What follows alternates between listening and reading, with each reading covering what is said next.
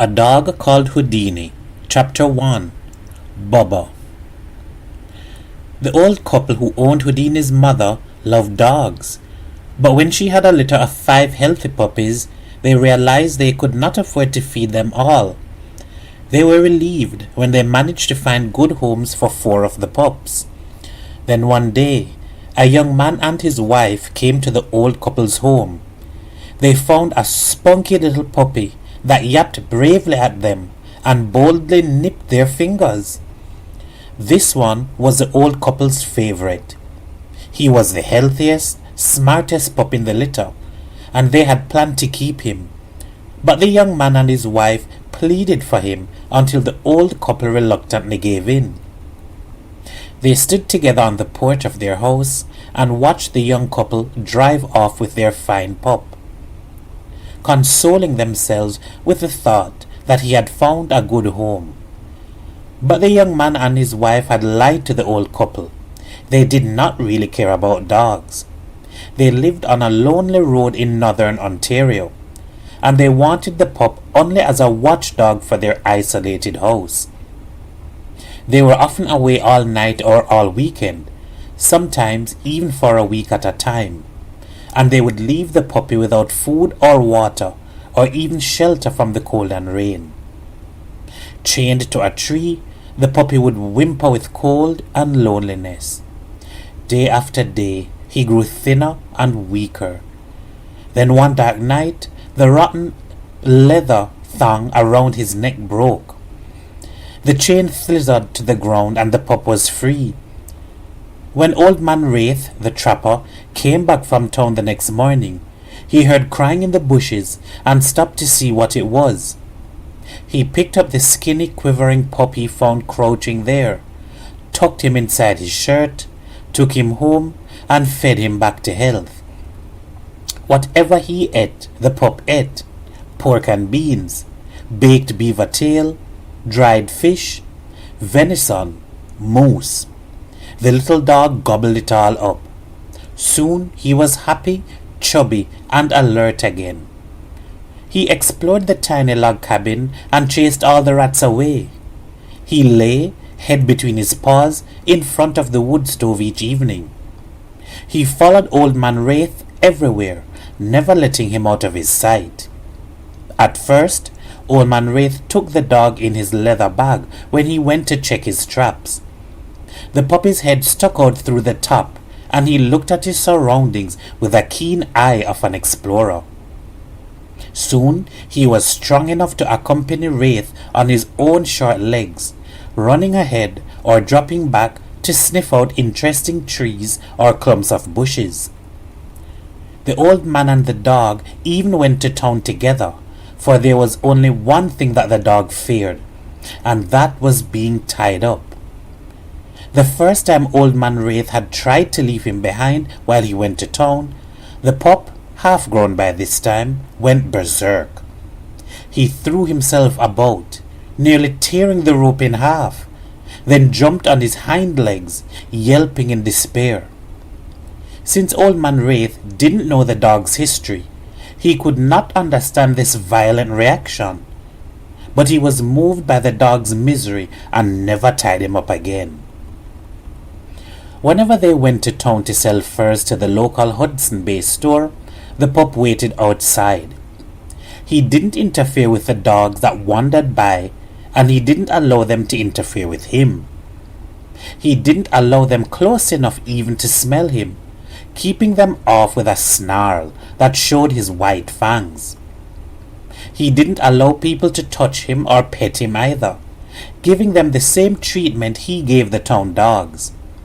Luckily, he never had to use his teeth. Showing them was enough. The pup grew stronger and smarter day by day.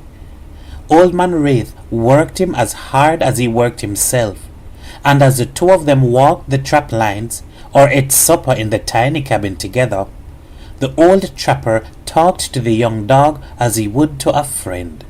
He called him Bubba. Bubba learned everything from Old Man Wraith.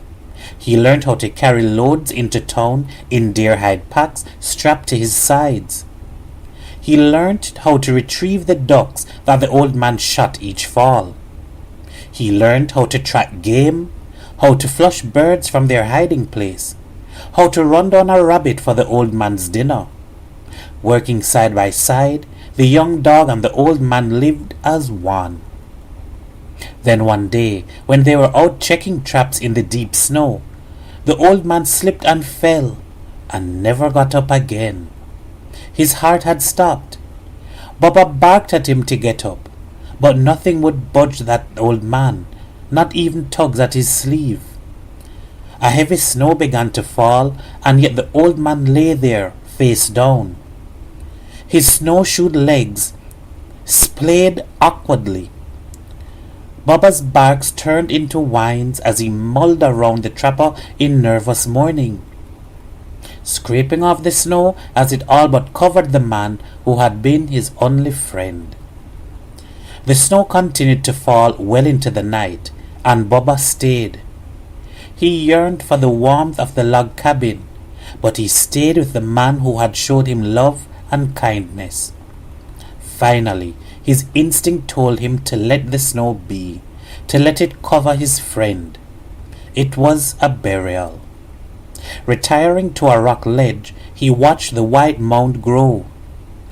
He went back to the cabin at last, but he could not get in, and even if he could have, he would have found nothing to eat. Since the dried meat hung high in the rafters, he had to find his own food. He turned to rabbits. It was a month before a man came by the cabin on a snowmobile. Baba picked up the sound while it was still a good distance away and knew it was heading for the cabin. He took off in that direction, but the machine got there ahead of him.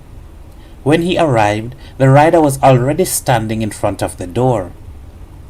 "Wraith!" he was calling. "Wraith!" Baba knew him. He had come to the cabin before on his machine and had sat with the old man drinking coffee in front of the stove, laughing and talking. He had seen him in town too. Baba barked once, and the man, Abel Hikanen, a retired lumberjack, turned. "Hey Baba, where you been? Where's Wraith? Come here, boy." He noticed the dog's ribs showing through his matted coat. Something was wrong. He looked back at the cabin, the yard in front. There were no tracks in the snow, no footsteps but his own at the door. The snow was piled in the doorstep. Although he had sunk in the deep snow, somehow it hadn't meant anything to him until now. "Where's Wraith, boy?"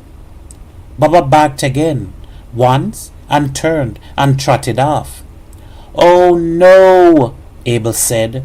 "Oh no! Something's happened to Wraith?" He began to follow the dog. Baba stood by the mound and began to scoop the snow away with his paws, whining all the time. Abel joined in with his mittened hands.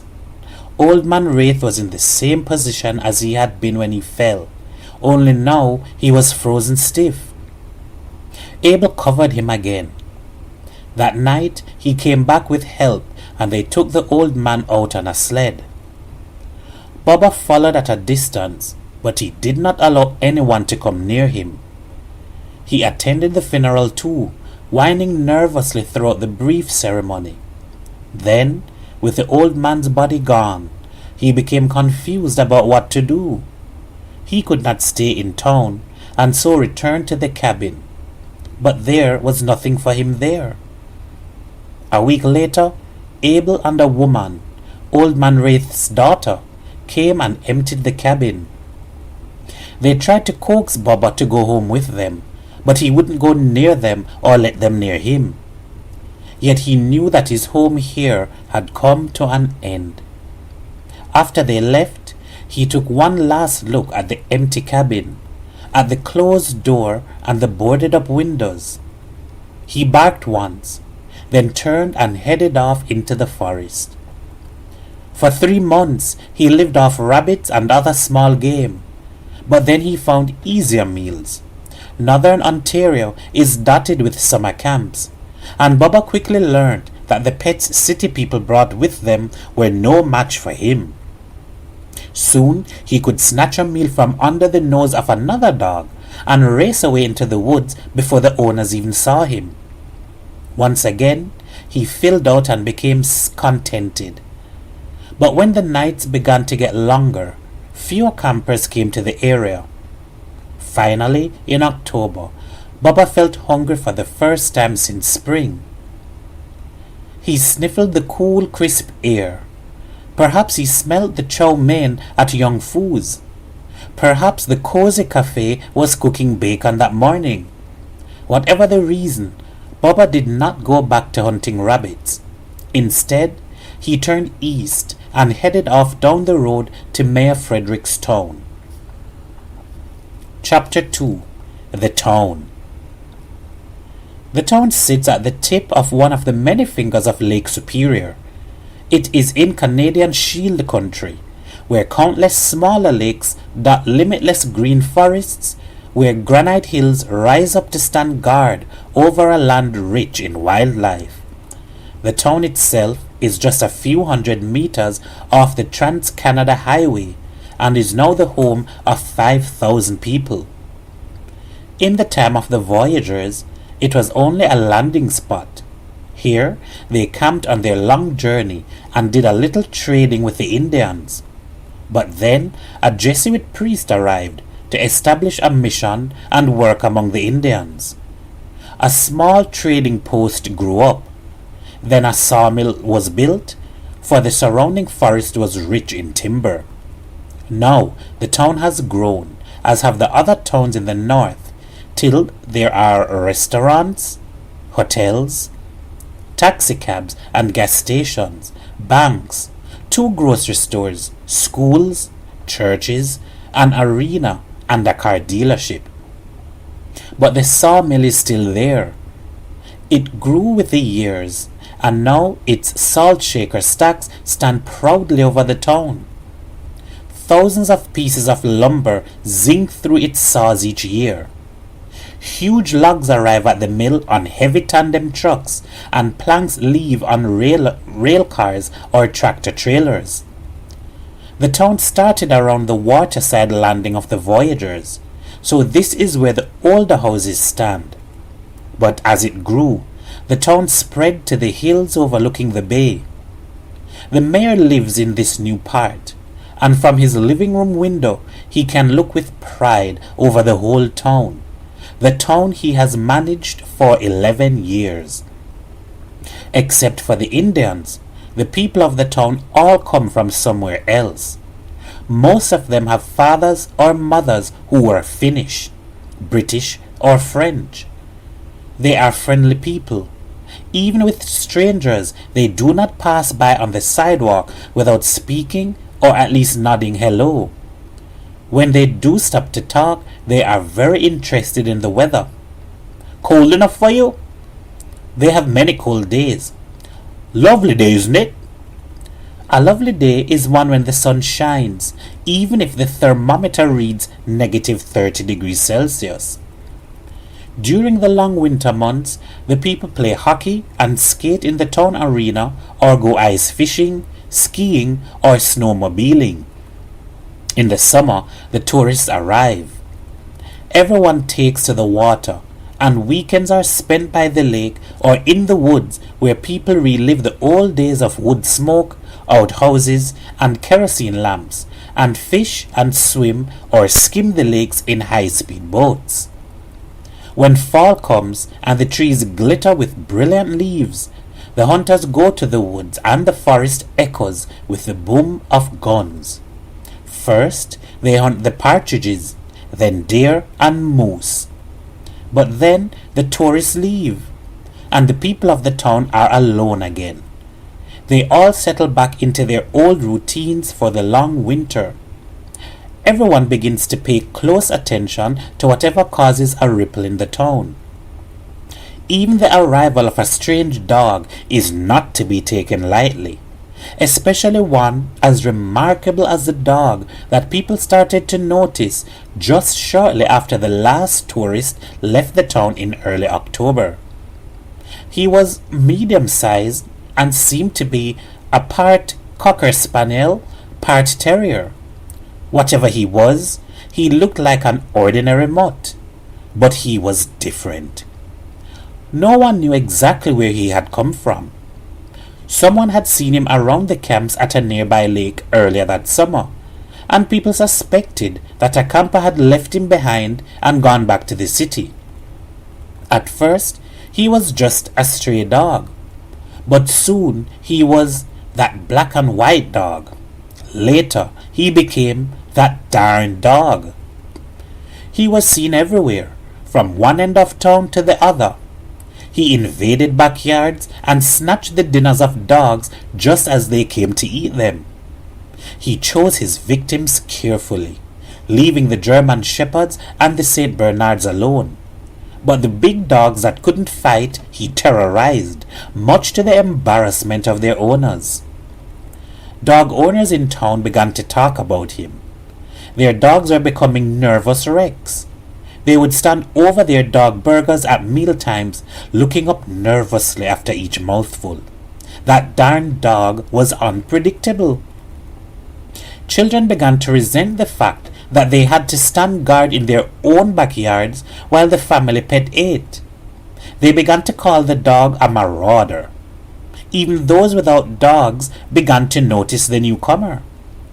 He didn't much like cats that sunned themselves on porches or fence rails.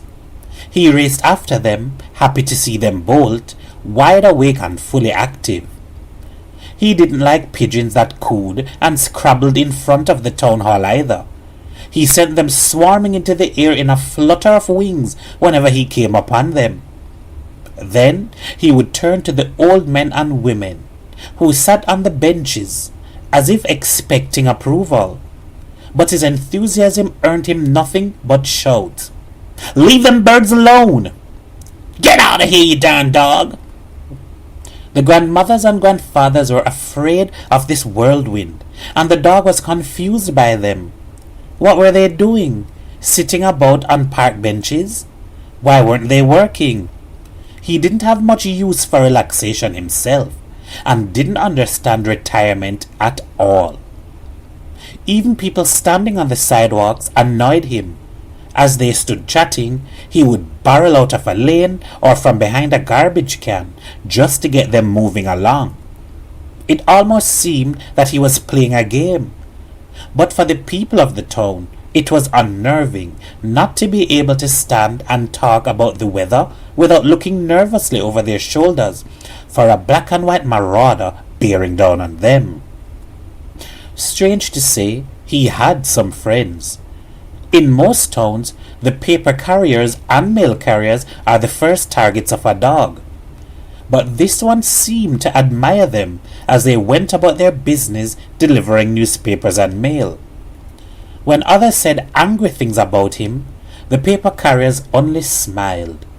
He was good company for them on their cold early morning or late afternoon routes.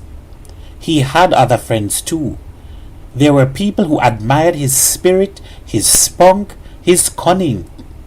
Many a child without a pet looked at this dog and wondered if he could ever be tamed. Many a dog owner with a fat, satisfied pooch on the end of a leash paused beside a fire hydrant, looked up, saw that dog, and wondered if that was not what a real dog was supposed to be like.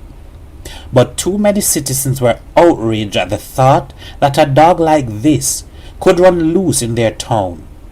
That dog was in trouble. End of chapter 2.